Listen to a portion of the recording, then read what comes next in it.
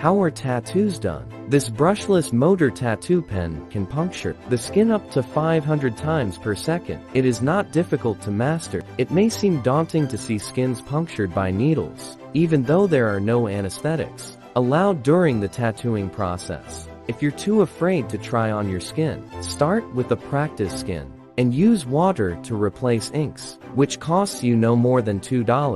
You can feel the piercing sensation and clearly see that the needle penetrates into the skin to a depth of about 1.5 millimeter. You can achieve a great sense of accomplishment by producing awesome tattoo patterns after training like this. Needles of different sizes can be quickly substituted on the tattoo pen.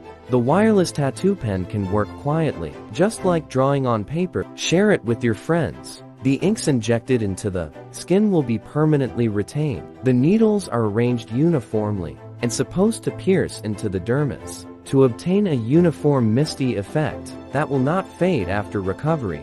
Repeatedly piercing the same position will cause skin damage and fade away after recovery, so the frequency of needle shall not be too fast unless you're experienced. For these patterns, I used Wormhole Professional Tattoo Inks. Beginners should start by learning American traditional tattoo and traditional tattoo styles. Old school is also one of the most popular tattoo styles in the world, with full color and never fading animation lines.